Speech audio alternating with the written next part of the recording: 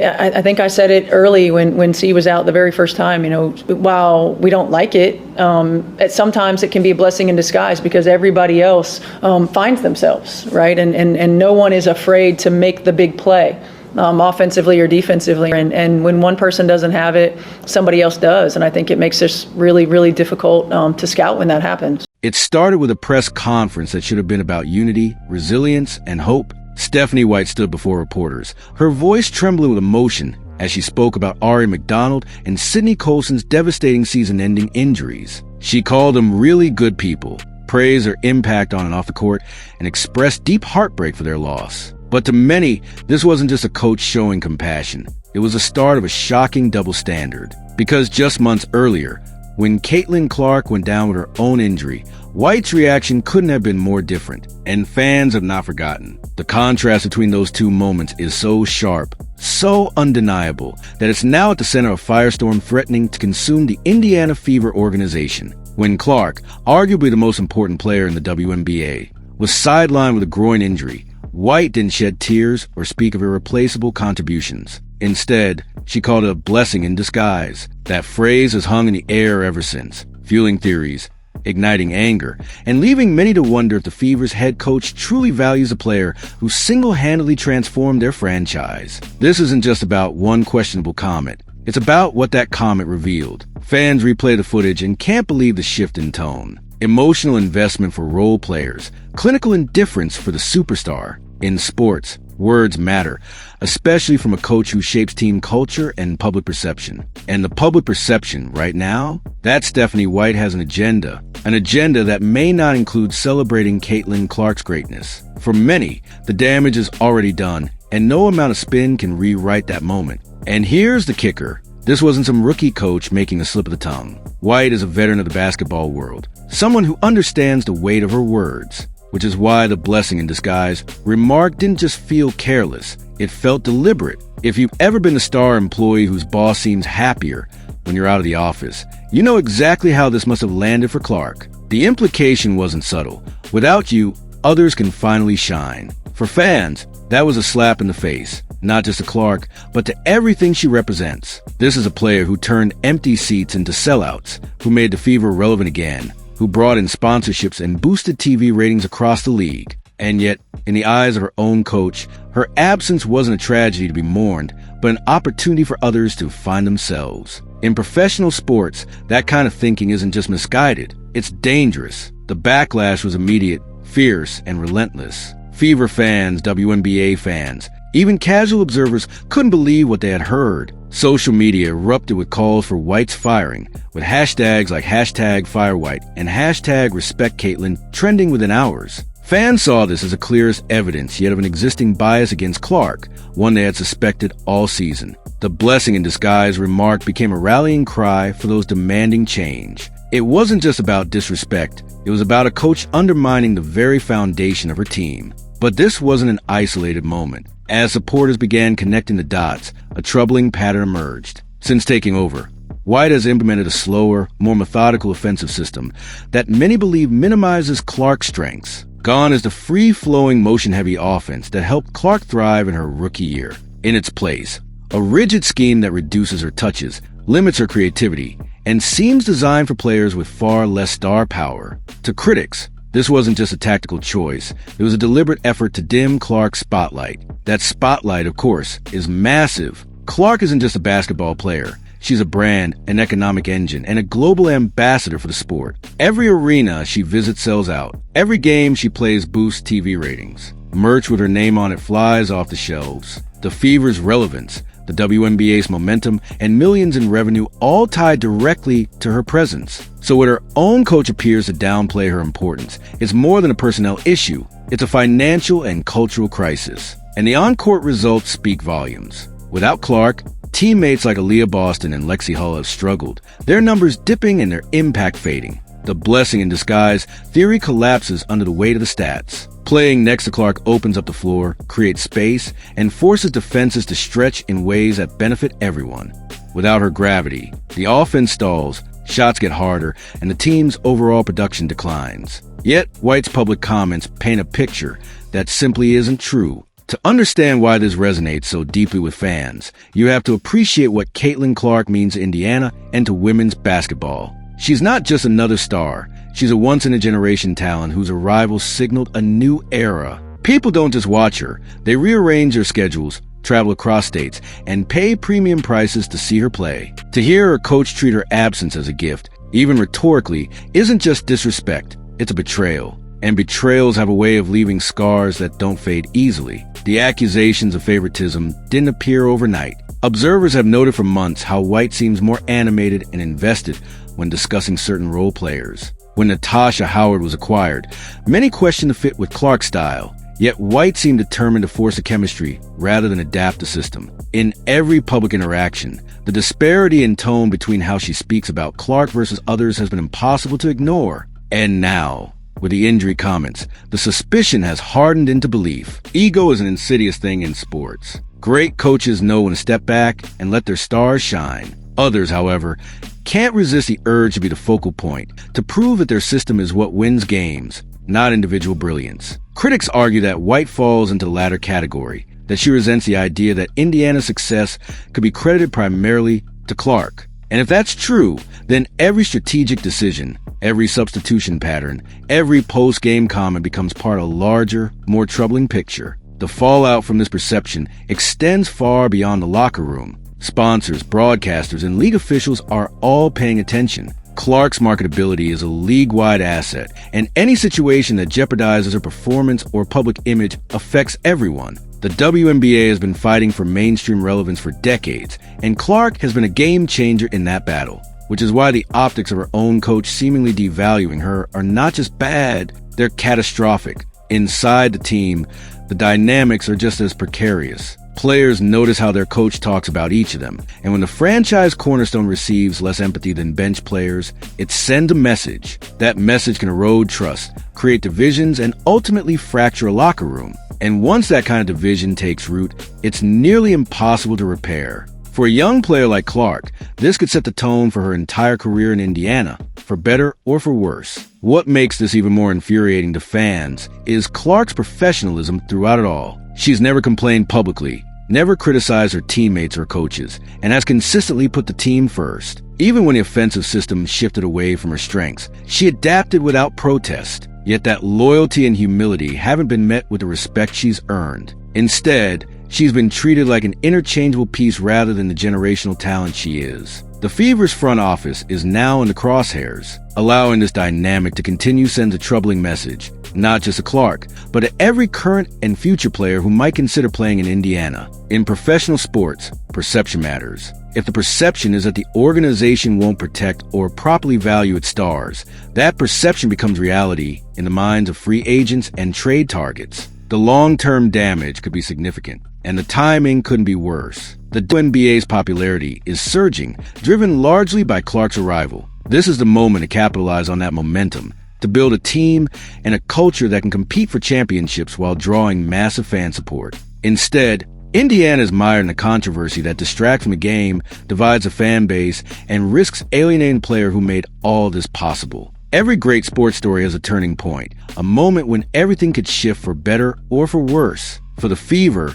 this might be it. They can either address the issue head-on, acknowledge the damage done, and commit to building around Clark, or they can let it fester until it becomes unfixable. Fans have made their preference clear. The question is whether the front office has the courage to act. The comparisons to other coaching greats are inevitable. Phil Jackson didn't celebrate when Michael Jordan was injured. He built the triangle offense to maximize Jordan's abilities. Greg Popovich didn't frame Tim Duncan's absence as a chance for others to find themselves. He built the Spurs culture around protecting and supporting their star. In that context, White's approach looks not just outdated, but fundamentally flawed. For Clark, the stakes are enormous. She's still early in her career, with years of potential dominance ahead. But the trajectory of that career will be shaped by the support, or lack thereof, she receives now. The wrong system, the wrong culture, the wrong leadership could limit her ceiling. And for a player of her caliber, that would be a loss not just for Indiana, but for the sport itself. The urgency here can't be overstated.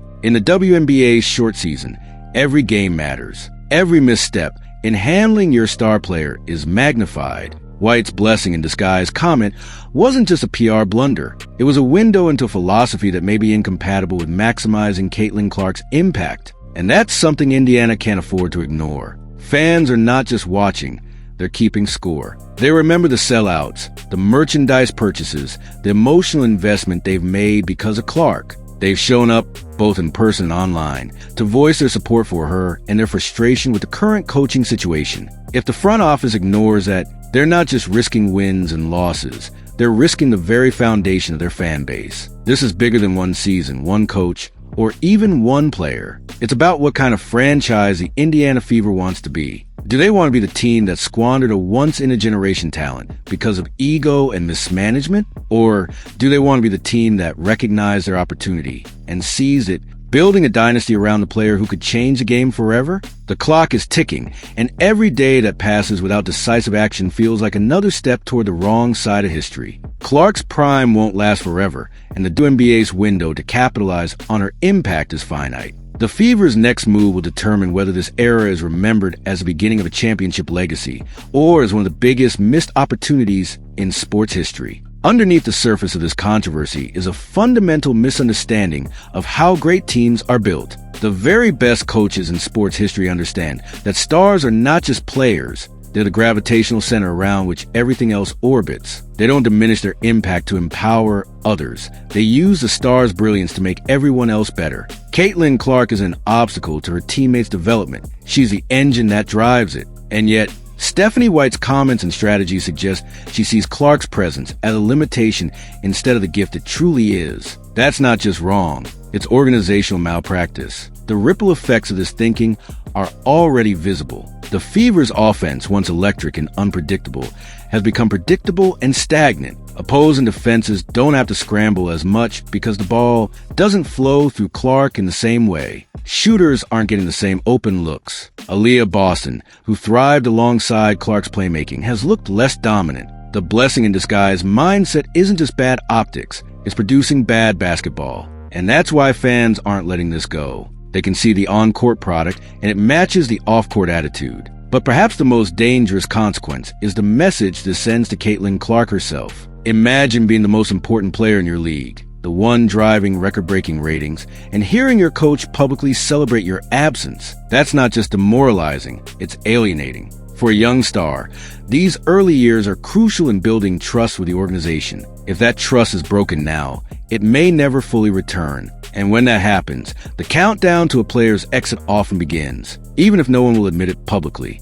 The Fever front office has to understand that this isn't just a PR storm that will pass with time. It's a crossroads. Ignore it, and they risk losing more than just games. They risk losing the faith of the very person their entire future depends on. Address it decisively, and they can send a message to Clark, to the team, and to the league that they're committed to doing whatever it takes to win. In sports, moments like this define leadership. The next move will tell us everything about Indiana's priorities. Fans have already made up their minds. They've seen enough to believe that White's philosophy is incompatible with maximizing Caitlin Clark's potential. They've watched the team struggle in areas that should be strengths. They've seen questionable rotations, misuse of hot-handed players, and a system that seems designed to make everyone equal at the expense of elite talent. And now they've heard the words that confirm their fears. In their eyes, the blessing in disguise comment wasn't a mistake. It was the truth slipping out. The economic side of this story cannot be ignored. Caitlin Clark isn't just a star athlete.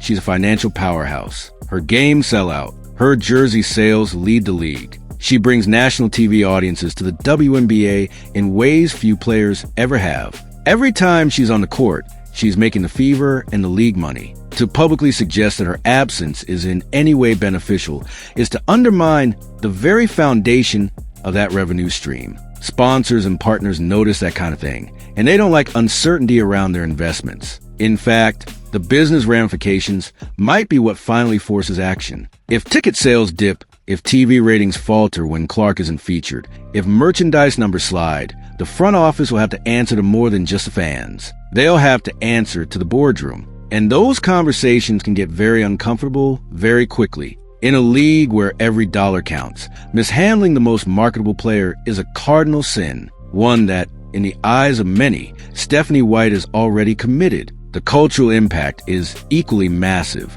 Clark isn't just popular, She's a symbol. She represents a new era of women's basketball, one where elite talent draws mainstream attention and commands mainstream respect. She's proof that the WNBA can produce superstars who capture the public imagination. Undermining her sends a terrible message, not just to fans, but to the next generation of players watching closely. If the league can't or won't protect its brightest stars, what message does that send to those considering a professional career? Inside the locker room, the effects can be corrosive. Even players who don't personally dislike White's approach will notice the disparity in treatment. They'll see the emotional investment in some, the indifference toward others, and that breeds resentment, not just in the star, but from teammates who understand that their own opportunities come from playing alongside greatness. When the culture starts to fracture, it doesn't matter how talented the roster is. Unity is the lifeblood of championship teams, and without it, the fever ceiling gets lower every day. This isn't the first time we've seen a coach fail to adapt to a generational talent.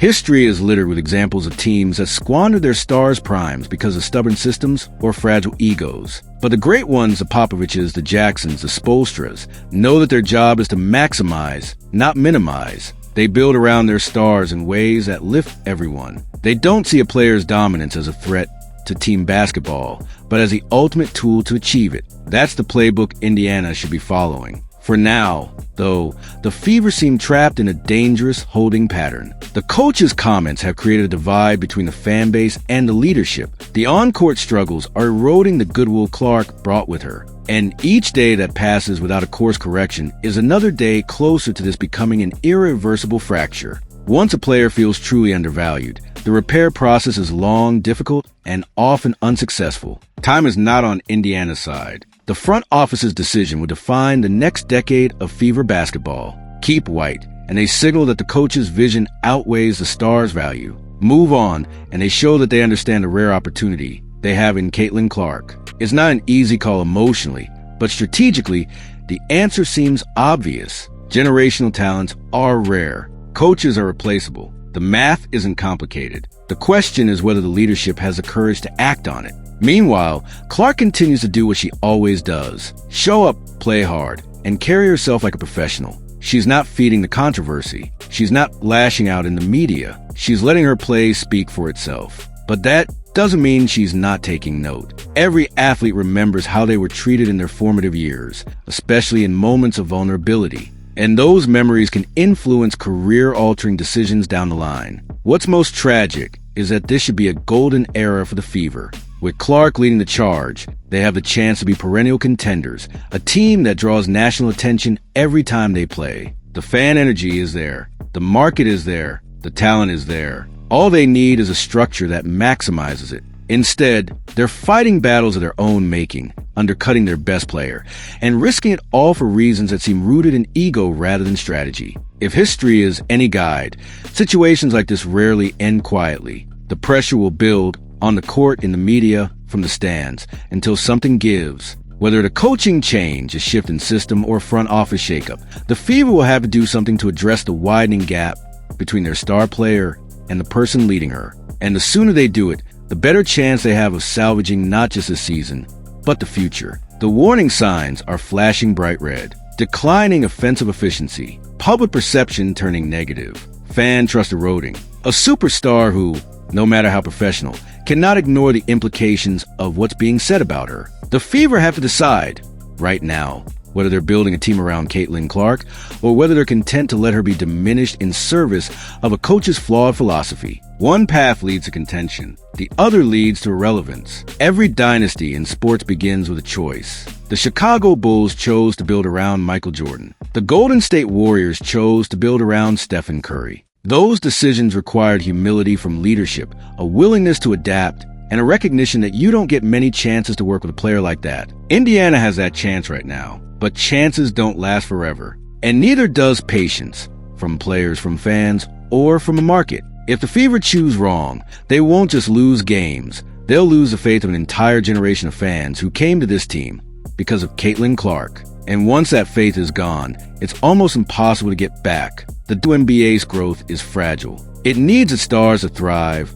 not just survive. And right now, Indiana's brightest star is being dimmed from within. That's not just a team issue, it's a league issue. And the league can't afford to look the other way. The solution is as clear as it is urgent. Bring in a coach who understands Clark's value, who can design an offense that showcases her brilliance, and who can unite the team around a shared vision of winning. Give her the support, the system, and the respect she's earned. Do that, and the Fever could be on the path to something historic. Fail to do it, and they'll be remembered as a team that squandered the best thing to ever happen to them. The clock is ticking. Every game played under the current dynamic is another missed opportunity. The Fever front office has a decision to make, and the basketball world is watching. Will they stand by a coach whose words and actions have alienated their most valuable player? Or will they seize the moment, embrace the future, and build the kind of legacy that Caitlin Clark's talent deserves? The answer will shape the future of the franchise, and perhaps the WNBA itself, for years to come.